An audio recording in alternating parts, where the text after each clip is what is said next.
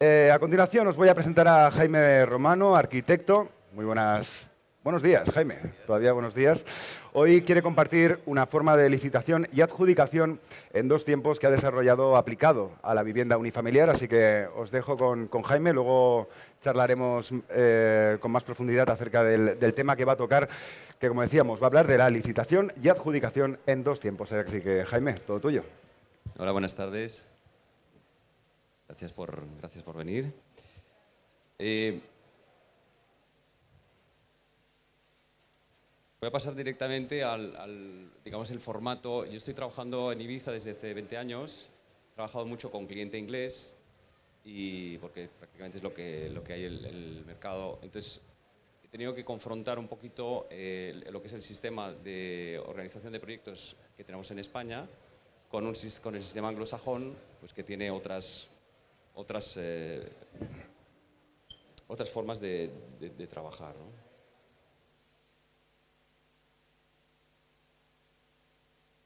Este sería un resumen que emite el Colegio de Arquitectos, en donde están todas las fases. Hay una cosa curiosa, que es que estamos hablando de una tabla que tiene 2 páginas y prácticamente la obra, o sea, lo que al final a lo que hemos venido, que es a construir, pues está por aquí. Documentación, o sea, siempre son temas legales y temas administrativos, ¿vale? Me quisiera concentrar en esta parte de aquí, que es las ofertas de constructor y el contrato. Yo creo que es un proceso que hacemos demasiado rápido, y que si lo hiciéramos con más profundidad y con más atención, sobre todo, estoy hablando sobre todo de cliente particular, que muchas veces no tiene mucha experiencia, y sobre todo en el caso de los anglosajones, pues no tiene experiencia de cómo funcionamos nosotros, ¿no?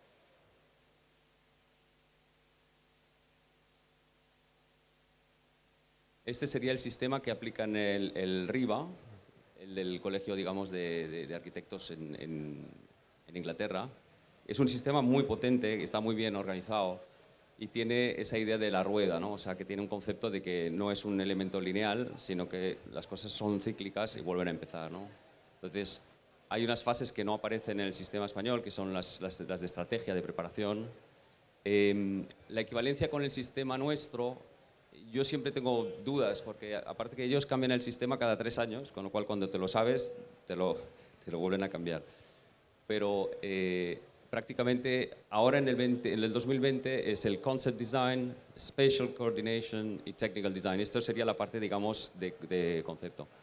Yo la equivalencia que hago al Concept Design sería el anteproyecto.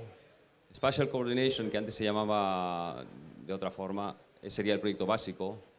Y el Technical Design sería el proyecto de ejecución, ¿vale? Y luego ya pasamos a la parte de construcción y handover, que sería la entrega, ¿no? Aquí hay un intento de coordinación de lo que es el sistema inglés con los sistemas de otros países, ¿no? Como os dais cuenta, aquí ya veis que ha cambiado de nombre, se llamaba Schematic Design, que me gustaba más, de hecho. Este es del 2014. Concept Design, aquí lo ponen como proyecto básico. Para mí sería anteproyecto, Schematic Design sería el básico y el Detail Design sería el proyecto de ejecución. Y luego ya parte de esto. Entonces, yo me quiero concentrar aquí, entre lo que pasa entre el proyecto de ejecución y la construcción, que yo creo que si se trabaja bien y se establece bien, la obra luego se realiza con mucha más tranquilidad, con mucha más seguridad y con unos presupuestos que están contrastados. Este es un esquema que desarrollé para un cliente, para un proyecto que estamos desarrollando en Zúrich, al norte de Zúrich, en Suiza, en el que intenté explicar al cliente cuál iba a ser nuestra relación de los diferentes actores. Una cosa que tiene muy bien el RIBA, tiene una cosa que se llama una matriz de responsabilidades, que está muy bien que de salida al principio del proyecto todo el mundo sea de lo que va a ser responsable, ¿no? Porque hay momentos en como hay huecos entre una cosa y la otra pues pensaba que me tocaba. Entonces, no sé, está por ahí, no se lee bien, pero está en el RIBA. Esa ficha del RIBA vale la pena estudiarla con cuidado, porque tiene un montón de información de cosas que nos tropezamos a diario. Bueno, este es un esquema clásico de un despacho de arquitectura que va a trabajar el extranjero, ¿vale? En este caso teníamos una empresa suiza, un despacho de arquitectura suiza, que venía a ser, digamos, la figura central del esquema. Nosotros aparecíamos más en relación con el cliente, hacíamos algunas funciones de project managing con el cliente con el que ya hemos trabajado, y como tenemos arquitectura interior y diseño interior, pues nuestro paquete venía integrado, articulado, pero integrado el uno con el otro. Entonces, fijaros que, bueno, aquí está la figura del project manager y el abogado, que siempre tiene que estar ahí. En Ibiza, si no empiezas con un abogado, es que no puedes empezar a trabajar. Entonces, la clave está aquí. No sé si me estáis viendo aquí en la parte, o sea, bueno, el proceso es claro, ¿no? O sea, nosotros hay una serie de elementos de topografía, levantamientos de información local y de conocimiento local que nos aporta el project manager. Nosotros desarrollamos lo que es el concept, o sería el anteproyecto. El proyecto básico nosotros simplemente lo supervisamos, pero lo es responsabilidad del arquitecto local, que viene apoyado por los tres elementos, ¿no? Que serían estructuras, instalaciones y lo que es la arquitectura de, o sea, todo lo que son acústicas, todo lo que son los otros técnicos, los hemos agrupado para simplificar, ¿vale? Entonces, una vez que el anteproyecto está desarrollado, el proyecto básico se presenta y en Suiza, pues en cuestión de 2 meses te dan la licencia. 2 meses. Entonces, una vez que está la licencia dada o en paralelo, nosotros seguimos trabajando sobre lo que es el proyecto de ejecución. El proyecto de ejecución, no consigo leer nada de la tabla, pero me la sé más o menos. El proyecto de ejecución termina en el Tender Project. El Tender Project sería traducido, sería proyecto de licitación. Y creo que es importante distinguir lo que es un proyecto para que unas empresas puedan presentar sus ofertas y sacar un precio que sea competitivo, de manera que luego el cliente, con la ayuda del project manager y de sus asesores propios y su abogado, pueda tomar la decisión de qué equipo va a formar, ¿vale? En el RIBA también veréis que hay varias fórmulas de cómo se puede montar un proyecto. En este caso, trabajamos con un contratista general y entonces, una vez que tienes el contratista general, todas las empresas vienen anidadas por debajo. Pero la clave está aquí.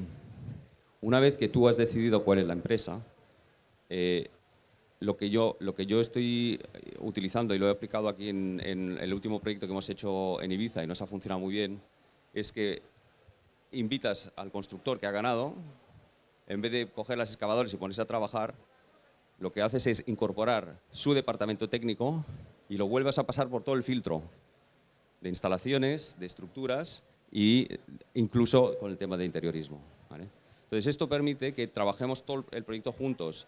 Hay cuestiones puramente comerciales. A lo mejor tú has hecho en aire acondicionado, has trabajado con el fabricante A y ellos tienen un mejor acuerdo comercial o económico o más confianza con otra empresa. Entonces, tú aquí lo que pasa es que de partir del tender te pones a trabajar sobre un proyecto de Mitsubishi, por decir, y el que viene te viene con un Daikin.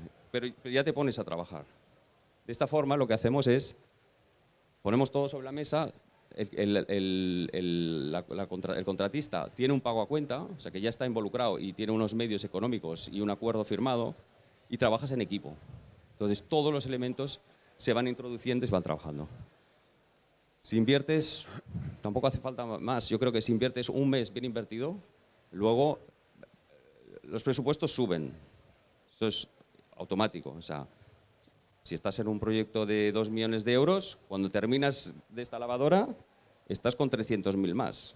Y el cliente tiene un disgusto tremendo, pero es un disgusto. Y es al principio, es en papel, en el momento de terminar, le dices, sí, no, pero es que esto cómo ha subido, pues que no tiene la realidad de hormigón, no está aprisionado. Es un cliente que todavía es libre.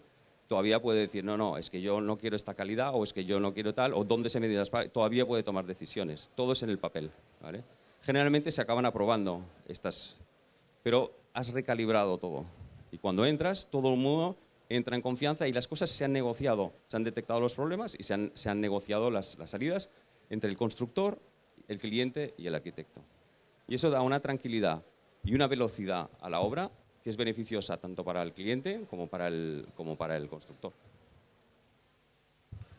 Entonces, de esta experiencia que tuvimos en esta preparación, este es un proyecto que no ha empezado todavía, pero sí lo hemos aplicado en un proyecto en Ibiza. Os voy a enseñar dos proyectos a nivel de render.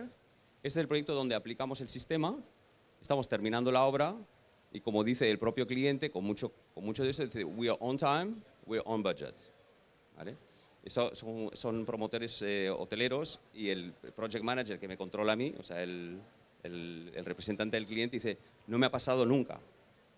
¿Vale? Pues aquí en Ibiza hemos conseguido, con una buena organización, estar on time, on budget. También es verdad que el cliente se ha portado bien y no ha hecho grandes modificaciones. Pusieron su equipo de interioristas, hicieron un concept del interiorismo y nosotros desarrollamos toda la parte ejecutiva del proyecto de interiorismo. Con lo cual, otra vez, está todo controlado. Y el project managing lo hicimos desde el despacho. Nosotros no hacemos project managing como empresa como tal, pero en algunos proyectos sí desarrollamos nosotros el project managing. Bueno, es de las últimas casas grandes en Rústico. Era un proyecto comprado, o sea, era un proyecto que nosotros habíamos desarrollado para un promotor con la idea de vender y el cliente compró, o sea que sí hubo que hacer unos pequeños ajustes de programa y algunas cuestiones de estética. No entro en la cuestión del proyecto en sí. Esto lo estamos desarrollando con Mota. La casa está mucho más avanzada. Esto no sé qué día es, pero esto debe tener hace 2 meses.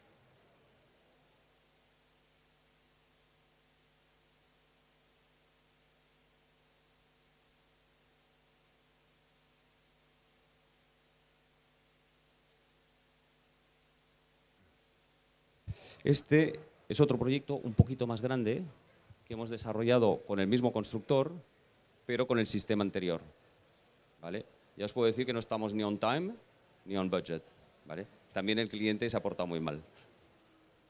Pero estamos hablando de que la otra casa estamos en 18 meses y estamos prácticamente entrando las maletas en la semana que viene. Este lleva 26 meses.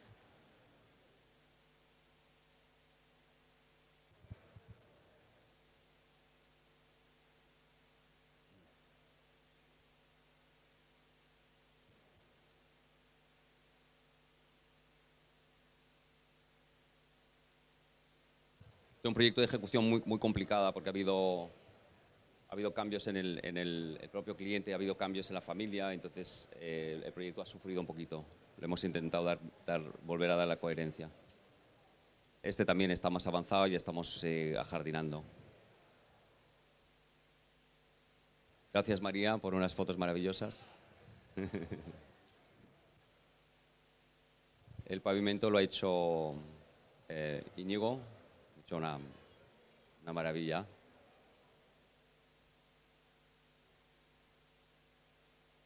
Hemos utilizado piedra marés. Esto parece un render, pero es una foto.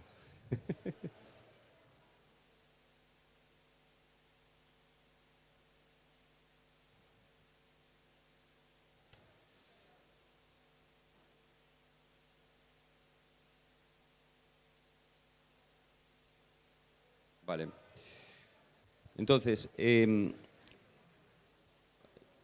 ese momento de pausa, cuando se entrega el proyecto, se hace la licitación, se adjudica al constructor, el no precipitarse y no entrar en la obra directamente, el recoger todo el equipo técnico, porque realmente estas empresas ya empiezan a tener una infraestructura más, o sea, tienen sus ingenieros, tienen sus productos, tienen sus conocimientos, entonces es integrar a tu grupo de ingeniería, a la gente de tu confianza, con la gente y hacer equipo, realmente hacer equipo.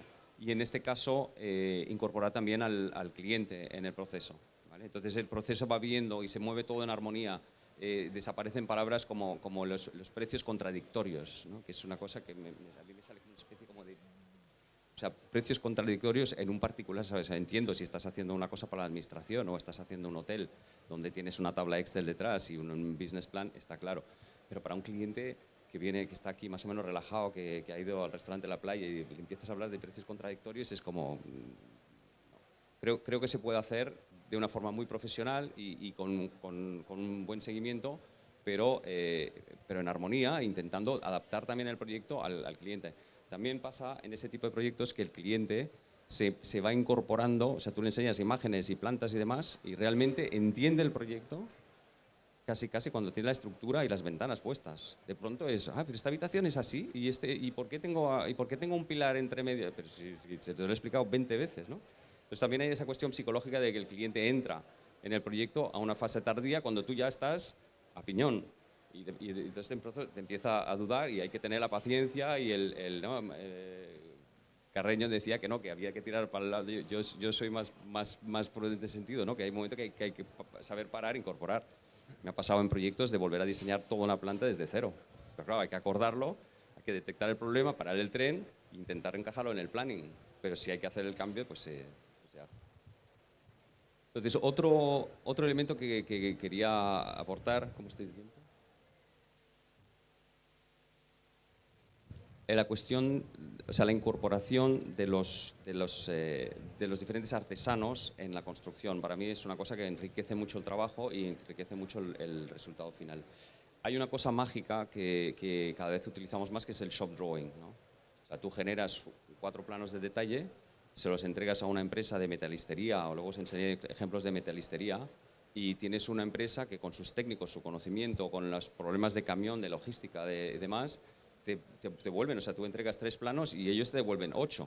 Entonces tú trabajas sobre esto y es el hacer un buen trabajo de shop drawing, o sea, te cambia completamente los resultados.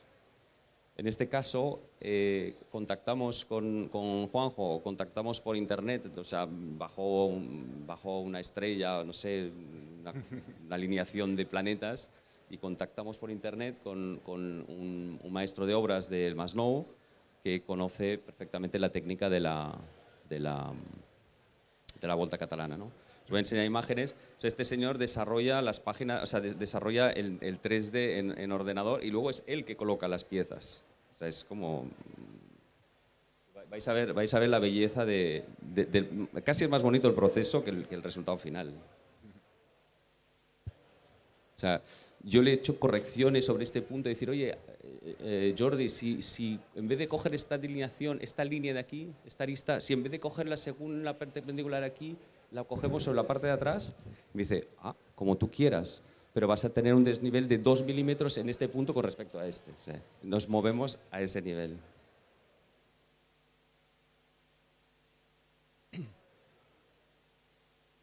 Como tiene una carcasa de hormigón rígida, esta no tiene hormigón, esa no tiene trampa ni cartón, es una bóveda cerámica y ya está.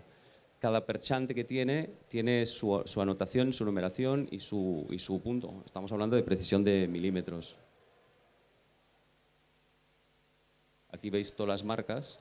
Él tiene una plantilla que pone en la parte de abajo y una plantilla que tiene en la parte de arriba. La planta tiene forma de huevo, o sea, es una semicircunferencia por un lado y una elipse. Es una combinación de dos formas.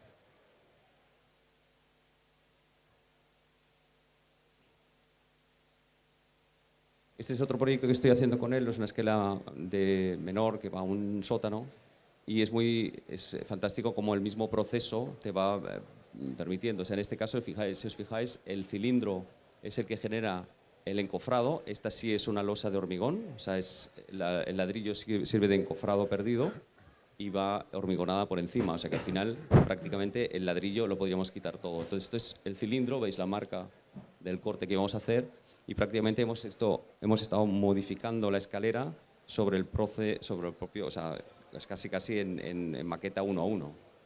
Entonces le sugerí de aligerar esto. En el proyecto original había una cinta, entonces aparecía una ventana por la parte de arriba, pero no tenía esa contundencia, ¿no? La pieza de en medio la hace él, es un cilindro, la vamos a desmontar. Entonces va a aparecer la cinta interior es cinta y es un helicoide. Estuve dudando de dejarla así, pero luego he estado haciendo varias simulaciones y... Bueno, era comentaros un poquito la cuestión de la importancia del artesano, del industrial con el que se va a trabajar y que el industrial a veces tiene la sensación de que tú eres el artista y que tú le entregas todo y que él simplemente ejecuta. Y yo siempre les invito, bueno, a Jordi no hay que invitarlo, o sea, se invita solo, pero hay muchos industriales que están como, y cuando les explicas que al final las formas y las ejecuciones salen de la propia sabiduría del material, de las propias limitaciones, es incorporar al industrial al proceso creativo. Y es muchísimo, muchísimo más divertido. Yo he trabajado en moda durante 10 años de mi vida y aquí pues me estaba desarrollando con un cable que encontramos por un cable eléctrico, una barandilla que va a ser de cuero. Hemos buscado a un hippie que prácticamente viene con su furgoneta y su pequeño taller y nos va a hacer una barandilla de cuero, forrándola de metal, y la barandilla es de cinta de cuero. Entonces ya estaba aquí haciendo pruebas de nudos para ver un poquito qué tipo de resultado nos funcionaba. Semana que viene ya con muestras y vamos a hacer la pieza en cuero.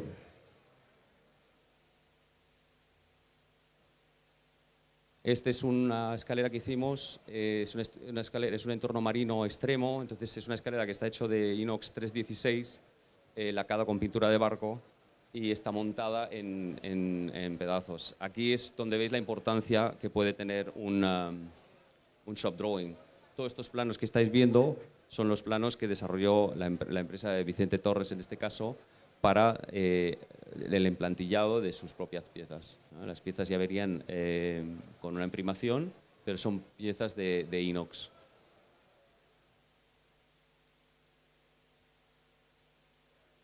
Otra vez, esto es la modelación de la propia empresa. O sea, la empresa para esta escalera a lo mejor eran 12 planos. Evidentemente basado sobre el nuestro, con geometrías compatibles y luego tomando las medidas en el lugar. Pero claro, la precisión que te da es increíble. Misma cosa con esta pérgola. La pérgola estaba completamente diseñada, pero en el shop drawing se acabó de ver un montón de cuestiones y problemas. Completamente desmontable para poderla lavar de vez en cuando y hacer un tratamiento de las pinturas. Aquí, por ejemplo, diseñamos esta especie de pieza, es un embrague, para que cuando hay un golpe de viento, esta pieza, que veis aquí desarrollada, viene a recoger los golpes de viento y permite que haga como de fusible, ¿no? Si hay un momento de tormenta, se ponen todas las mamparas en bandera para que no arranque la pérgola. Esta pérgola la calculamos en túnel de viento para 160 kilómetros de viento.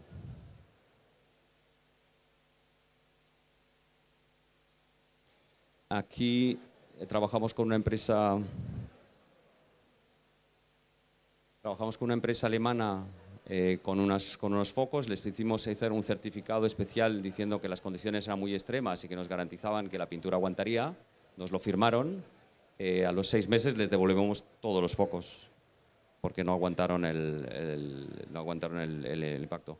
Entonces volvimos a la casilla de acero y diseñamos unos focos que son otra vez de inox 316 lacados. Entonces son un diseño que desarrollamos en el despacho que luego hemos hecho en producción. Paso a otro concepto. Este es una ventana que es una fachada descendiente. Es una idea que me apareció en la mesa de trabajo en un proyecto hace 10 años y empecé a desarrollarla con un metalista. Unas guías, unos contrapesos o no sé qué. Luego, buscando por internet, descubrí que había una empresa que se llama Hirth. Bueno, son 2 empresas gemeladas, una austríaca y una suiza, que han desarrollado esto. Prácticamente es una empresa que solamente hace fachadas descendientes. Entonces, de ese primer proyecto que hace 10 años salió, este es un proyecto en Cap Martinet. Como sabéis, las parcelas urbanas en Ibiza son parcelas muy pequeñas con una capacidad de edificabilidad brutal. Entonces es como muy absurdo, ¿no? Porque tienes una casa, la parcela es de 1000 metros y la casa es de 500, con lo cual, o sea, no, es que quiero una pérgola. Pues como no la pongas en la casa del vecino, o sea, no va a haber pérgola. Entonces, aquí me encontré que lo que les propuse es de que el salón se transformara en la pérgola.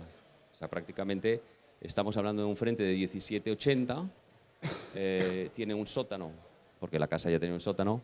Entonces, toda esta ventana desciende y la particularidad que tiene, que es la primera vez que lo hacen, es que cuando está cerrada tiene 6 ventanas correderas operativas.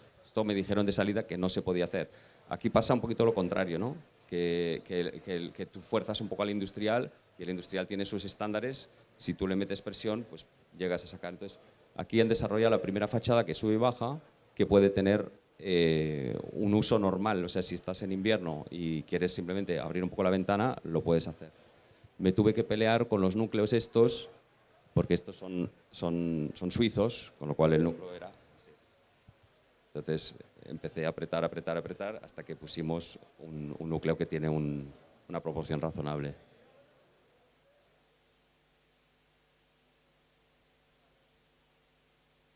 Esta es la fachada en su totalidad. Delante hay una piscina y la valla, no hay más. Os lo paso así para que no sea muy pesado el vídeo, tarda unos 40 segundos en bajar. Y la tenéis a medio bajar. Aquí César, el aparejador, project manager de este proyecto también, encantado con su invento. ¿Veis cómo la fachada termina ahí? O sea, el muro de piedra es este. Eso es la situación en una primera fila de mar, pues de pronto este espacio se transforma en un espacio exterior, ¿no? Este es el foso. Aquí veis la sección constructiva. Yo opté por una solución que es la más sencilla, que es por contrapeso. O sea, prácticamente estamos hablando de una IPN que compensa la ventana. Aquí está a medio recorrido. Es un mecanismo muy, muy sencillo.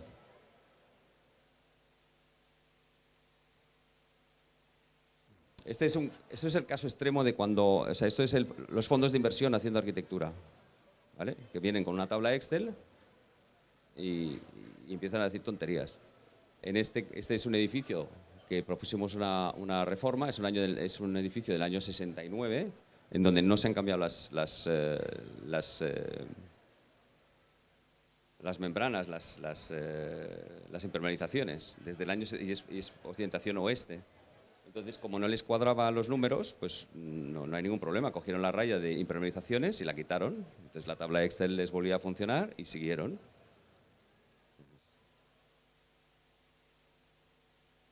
Fondos de inversión. Yo creo que estoy con el tiempo, ¿no?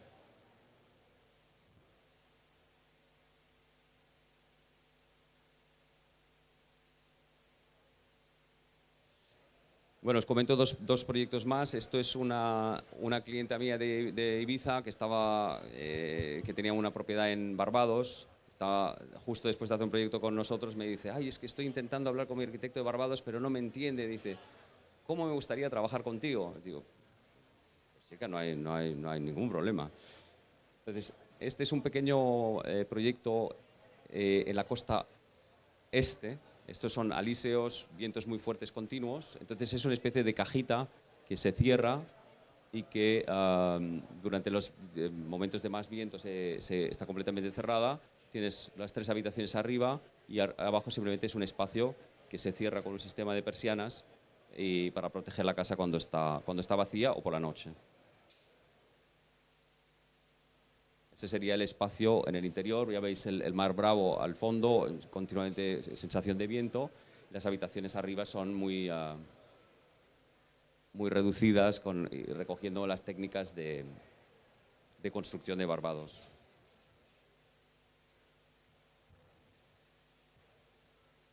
Este es el proyecto que realizamos en la costa oeste, que es la costa, digamos, de mar plano y protegida del viento.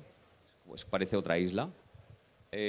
Aquí otra vez lo mismo, o sea, nosotros hicimos un proyecto en una zona climática y una cultura constructiva completamente distinta. Entonces lo que hicimos fue trabajar con el constructor. Hicimos un proyecto muy detallado y lo que fuimos, o sea, intentar entender cómo era la lógica de la climatología en Barbados. Hicimos una casa donde había muchos espacios de transición entre o sea, esta especie de... prácticamente la casa empieza en este segundo pilar, ¿vale? Entonces, la idea era utilizar lo mínimo posible el aire acondicionado y tener estos espacios las habitaciones tienen aire acondicionado y las salas no lo tienen, porque contamos con la brisa. Pero aquí, o sea, otra vez, ¿no? la importancia del constructor y cómo una relación en armonía con el constructor pues te puede dar un buen resultado. O sea, si os fijáis, las soluciones constructivas, o sea, parecíamos niños de párvulos, no sabíamos nada. Toda la forma como resuelven el tema de las aguas, la fijación para tiempos de viento. En cambio, nosotros sí les propusimos una serie de cosas basadas en la arquitectura vernacular, ¿no? O sea, estos espacios de pérgola. Aquí veis la membrana de lo que es la casa, que se puede cerrar, se tiene que poder cerrar incluso para temas de huracanes y tal. Y aquí lo que es la primera piel, ¿no? La parte de detalles constructivos. Tengo más imágenes, pero creo que aquí estamos bien. Jaime Romano.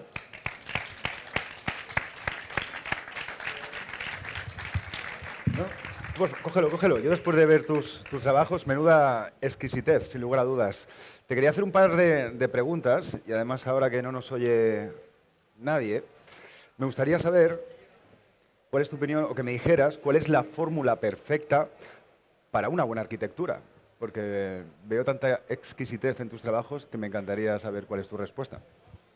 Yo creo que es muy sencilla. En el caso, a ver, bueno, en cualquier caso, para mí, lo ha comentado Jordi antes, es hacer un buen trípode entre la parte de lo que es el constructor, el cliente y el arquitecto, ¿no? O sea, el cliente tiene que poner su confianza. Si no hay confianza, o sea, es la materia prima de la arquitectura. Si no hay confianza y si no hay ilusión, pero también es saber que habrá momentos complicados y momentos de caos y errores, porque yo siempre digo que la arquitectura se hace con errores, no con ladrillos, ¿no? Saber solventarlos, evidentemente. Uno de los problemas que quizás uno de los temas que más nos preocupan posiblemente a día de hoy sea el cambio climático, ¿no? ¿Qué soluciones puede aportar los arquitectos frente al cambio climático, como decíamos? Bueno, yo creo que la arquitectura, a ver, es uno de los grandes productores de problemas y realmente se tiene que poner. Yo soy optimista por naturaleza, o sea, soy así. Yo creo que las normativas están haciendo bastante más de lo que nosotros nos damos cuenta a diario. O sea, la forma que tenemos de construir hoy en día está a punto de entrar la nueva normativa que hace 3 o 4 años, pero yo creo que las normativas que se están imponiendo ahora ya nos van a imponer a hacer una arquitectura que hace 10 años a lo mejor era ciencia ficción, ¿no? Creo que el mercado también está aportando un montón de soluciones. El mercado es muy dinámico y a nivel internacional y creo que aquí hay un montón de empresas que están aportando soluciones. Yo tengo el caso estoy construyendo mi casa, yo pedí un presupuesto para hacer una instalación solar hace 2 años y me costaba, me parece que 140.000 euros. Y 2 años después, la misma instalación más potente, más fiable, no sé qué, me ha costado 57.